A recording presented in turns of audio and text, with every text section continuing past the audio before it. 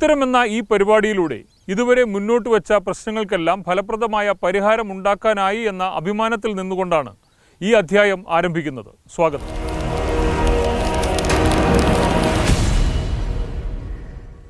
ഈ പ്രത്യേക എപ്പിസോഡിൽ ആദ്യം ശാന്തയെക്കുറിച്ച് തന്നെ പറയാം. ഉത്തരം സ്ഥിരമായി കാണുന്നവർ ഏറ്റവും ആകാംക്ഷയോടെ അന്വേഷിച്ചത് ശാന്ത എന്ന വൃദ്ധയായ സ്ത്രീയുടെ തനിച്ചുള്ള താമസവും അവർ അനുഭവിക്കുന്ന ബുദ്ധിമുട്ടുകൾക്കുള്ള പരിഹാര മാർഗങ്ങളെക്കുറിച്ചുമായിരുന്നു. ശാന്തയുടെ ഏറ്റവും വലിയ പ്രശ്നം റേഷൻ കാർഡ് പുതുക്കി കിട്ടിയപ്പോഴുണ്ടായ പിഴവാണ്. ആ പ്രശ്നത്തിന് പരിഹാരമായിരിക്കുന്നു എന്ന സന്തോഷം ആദ്യമേ പങ്കുവയ്ക്കട്ടെ. കോരപ്പുഴയിലെ ശാന്ത എന്ന അമ്മയെ തേടി ജില്ലാ സപ്ലൈ ഓഫീസർ മനോജ് കുമാർ അടക്കമുള്ള ഉദ്യോഗസ്ഥരുടെ ടീമെത്തി. ഉത്തരം നൽകിയതനുസരിച്ച് വാക്കുപാലിക്കുക മാത്രമായിരുന്നില്ല ആ സന്ദർശന ലക്ഷ്യം. ദൃശ്യങ്ങളിലൂടെ കണ്ട ജീവിതത്തെ തൊട്ടറിയുക കൂടിയായിരുന്നു അദ്ദേഹം. കയ്യിൽ തിരുത്തിയ പുതിയ കാർഡും കരുതിയിരുന്നു. Taluk supply officer Muraleedharan, ration ഇൻസ്പെക്ടർമാരായ സുധീർ, സത്യജിത്ത് എന്നിവരും DSO മനോജ് കുമാറിനൊപ്പം കോരപ്പുഴയുടെ തീരത്തെത്തിയിരുന്നു.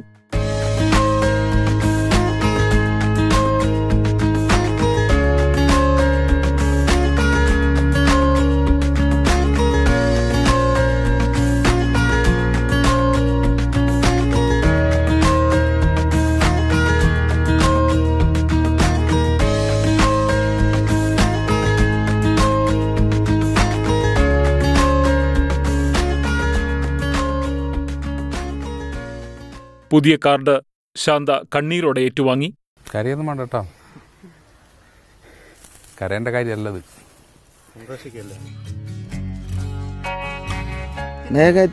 എനിക്ക് സാർമാരും സന്തോഷമായിരുന്നു. ആനുകൂല്യങ്ങൾ ഏറെയുണ്ടായിരുന്ന BPL കാർഡായിരുന്നു ശാന്തയ്ക്കുണ്ടായിരുന്നത്. പക്ഷെ പുതുക്കിയപ്പോൾ ആനുകൂല്യങ്ങൾ ഒന്നാകെ നിഷേധിക്കപ്പെട്ട് പൊതുവിഭാഗത്തിലെ കാർഡെത്തിയതോടെ ശാന്തയുടെ ജീവിതം ദുരിതത്തിലായി. ഉത്തരം ടീമിന്റെ ഇടപെടലോടെ സംഭവം ഗൗരവത്തിലെടുത്ത DSO പുതിയ കാർഡ് നൽകുമെന്ന് നൽകിയ വാഗ്ദാനമാണ് ഇവിടെ പാലിക്കപ്പെട്ടത്. അപ്പോൾ നിങ്ങളെ ന്യൂസ് ചാനലിൽ വന്ന റിപ്പോർട്ടുണ്ടല്ലോ, അപ്പോൾ ആ റിപ്പോർട്ട് നമ്മുടെ ശ്രദ്ധയിൽപ്പെടുത്തിയതിന് ശേഷമാണ് ഈ കേസിൻ്റെ പ്രാധാന്യത്തെക്കുറിച്ച് നമ്മൾ മനസ്സിലാക്കിയിട്ടുള്ളത്. ഉടൻ തന്നെ താലൂക്ക് സപ്ലൈ ഓഫീസറാണ് ഇദ്ദേഹം, കോഴിക്കോട് താലൂക്ക് സപ്ലൈ ഓഫീസറാണ് മുരളീധരൻ. ഇദ്ദേഹം പിന്നെ റേഷൻ ഇൻസ്പെക്ടറെയും അയച്ചു. ഇവിടെ സ്പോട്ടിൽ പോയി പരിശോധിച്ചു. ആ റിപ്പോർട്ട് ഞങ്ങൾ ജില്ലാ സപ്ലൈ ഓഫീസിൽ നിന്ന് സിവിൽ സപ്ലൈസ് കമ്മീഷണർക്ക് സമർപ്പിക്കുകയുണ്ടായത്.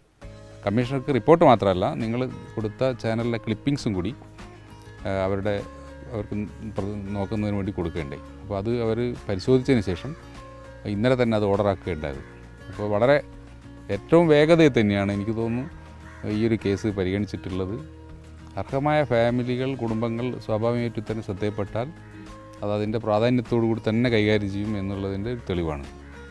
അതിൽ യാതൊരു കാലതാമസം ഉണ്ടായിട്ടില്ല എന്ന് മാത്രമല്ല, വളരെ സുതാര്യമായിട്ടും കാര്യക്ഷമമായിട്ടും ഈ പ്രവർത്തനങ്ങൾ നടക്കുന്നുണ്ട് എന്നതിൻ്റെ ഒരു തെളിവായിട്ടാണ് ഇപ്പോൾ ഈ മുൻഗണനാ കാർഡ് ശാന്തയ്ക്ക് ഇവിടെ നൽകാൻ കഴിഞ്ഞിട്ടുള്ളത്. ഭക്ഷ്യധാന്യം നേരത്തെ പൈസ കൊടുത്തിട്ടായിരുന്നു 4 കിലോ ഭക്ഷ്യധാന്യം ഉള്ളായിരുന്നു. ഇപ്പം 10 കിലോ ഭക്ഷ്യധാന്യം കിട്ടും. 4 കിലോ 2 പേരല്ലേ കാർഡിലുള്ള 8 കിലോ അരിയും 2 കിലോ ഗോതമ്പ് കിട്ടും. ഇവർക്ക് മാത്രമേ സ്വന്തമായിട്ട് അതിന് ഒരു മാസത്തേക്കുള്ള മതിയോ തികയുന്നതാണ്. നേരത്തെ പോലെ പൈസയും വേണ്ട. ഇപ്പോൾ നമ്മൾ BPL അരിക്കിപ്പോൾ 2 രൂപ കൊടുക്കുക, ഹാൻഡ്ലിങ് ചാർജ് മാത്രം. ഗോതമ്പിന് 2 രൂപ അത്ര കൊടുത്താൽ മതി കിലോഗ്രാമിന്. ആദ്യ കാർഡല്ലായിരുന്നു, വെള്ള കാർഡായിരുന്നു. അതിന് ഞാൻ പൈസ കൊടുക്കേണ്ടിയിരുന്നു. ഇപ്പം എനിക്ക് കാർഡ് മാറ്റി കിട്ടി, അതിന് ഞാൻ പൈസ കൊടുക്കണ്ട. അരിയോ അധികമുണ്ട്. ആദ്യത്തെ ഇത്ര ഇല്ലായിരുന്നു, 2 കിലോ ഇല്ലായിരുന്നു. ഇപ്പോൾ 10 കിലോ അരിയും ഗോതമ്പും ഉണ്ട്. അതുകൊണ്ട് അങ്ങനെയെങ്കിലും എനിക്ക് ഒത്തുപോകാം. മറ്റേതെനിക്ക് അത്ര എത്തൂലായിരുന്നു. അതിന് ഞാൻ പൈസയും കൊടുക്കേണ്ടിയിരുന്നു. ഇപ്പം ഞാൻ പൈസ കൊടുക്കണ്ട. ഒരുപക്ഷെ നിങ്ങൾ കണ്ടെത്തിയിട്ടില്ലെങ്കിൽ ഇവരിങ്ങനെ ഈ പൊതുവിഭാഗം കാർഡുമായിട്ട് മുന്നോട്ട് പോകും എന്നുള്ള കാര്യത്തിൽ തർക്കമൊന്നുമില്ല. ആരെങ്കിലും ഒന്ന് ശ്രദ്ധയിൽപ്പെടുത്താൻ ആരെങ്കിലും വേണം. പിന്നെ ആരെങ്കിലും ഒരു അപേക്ഷ എഴുതിയിട്ട് കൊണ്ടുവരാനോ അവർക്ക് സ്വന്തമായിട്ട് കഴിവില്ലെങ്കിൽ സ്വാഭാവികമായിട്ടും നാട്ടിലുള്ള അയൽവക്കക്കാരായാലും മറ്റ് ആരായാലും ഒന്ന് ശ്രദ്ധയിൽപ്പെടുത്തുക എന്നുള്ളത്, അത് നിങ്ങൾ ആ ഒരു ഉദ്യമങ്ങൾ ഏറ്റെടുത്തു എന്നുള്ളത് ഒരർത്ഥത്തിൽ നല്ല കാര്യമാണ്. നല്ലൊരു പത്രപ്രവർത്തനമായിട്ട് നമ്മളതിനെ വിലയിരുത്തുന്നു. റേഷൻ കാർഡ് മാത്രമല്ല ശാന്തയുടെ പ്രശ്നം. ഒറ്റപ്പെട്ട താമസം തന്നെ ഏറ്റവും ഗുരുതരമാണ്. കഴിഞ്ഞ ലക്കം ഉത്തരം സംപ്രേഷണം ചെയ്തതിനു ശേഷം നിരവധി പേർ ഞങ്ങളുമായി ബന്ധപ്പെട്ടു. ശാന്തയെ പുനരധിവസിപ്പിക്കുന്നത് അടക്കമുള്ള കാര്യങ്ങളെക്കുറിച്ച് പല ആശയങ്ങൾ ഞങ്ങളോട് പലരും പങ്കുവച്ചു. ആശ്രയ പദ്ധതിയിൽ ഉൾപ്പെടുത്തി പുതിയ വീട് വെച്ച് നൽകി ശാന്തയെ ഈ തുരുത്തിൽ നിന്നും മാറ്റി താമസിപ്പിക്കാൻ പഞ്ചായത്ത് മുഖേന ഒരു നീക്കം നടക്കുന്നുണ്ട്. തുരുത്തിലെ വീടും സ്ഥലവും നഷ്ടമാകാതെ തന്നെയാവും ഇത് ചെയ്യുക.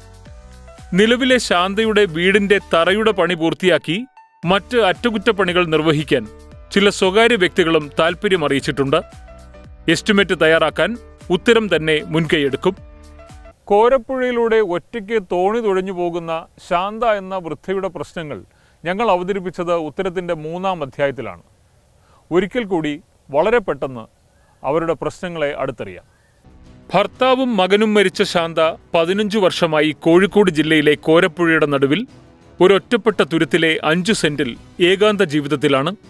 ആകെ 6 ഏക്കറുള്ള ഈ കുഞ്ഞു ദ്വീപിൽ മറ്റാരും തന്നെ സ്ഥിരതാമസമില്ല. പൊട്ടിപ്പൊളിഞ്ഞ വീട്, നീന്തലറിയില്ല. ഈ തുരുത്തിലെ ശാന്തയുടെ ജീവിതം 1/2 സെഞ്ചുറി തികയ്ക്കുമ്പോൾ അവസാന നില ഇതാണ്. ഇതിനു മീതെയാണ് ആനുകൂല്യങ്ങളില്ലാത്ത റേഷൻ കാർഡും എത്തിയത്. ഉത്തരം ടീം നേരിട്ട് തന്നെ എത്തി ശാന്തയുടെ ജീവിതം കണ്ടറിഞ്ഞു. യാത്ര ചെയ്യാൻ ഉപയോഗിക്കുന്ന തോണിയും അപകടാവസ്ഥയിലാണ്. തുച്ഛമായ വിധവാ പെൻഷൻ കൊണ്ട് മാത്രം ജീവിക്കുന്ന ശാന്തയ്ക്ക് അത്യാവശ്യം വേണ്ട റേഷൻ കാർഡ് പുതുക്കി അതിന്റെ തെറ്റ് തിരുത്തുക എന്നതിന് ഞങ്ങൾ പ്രഥമ പരിഗണന നൽകി. കാർഡിലെ പിഴവ് ചൂണ്ടിക്കാട്ടി ഉത്തരം സംഘം ജില്ലാ സപ്ലൈ ഓഫീസർ മനോജ് കുമാറിനെ സമീപിച്ചു.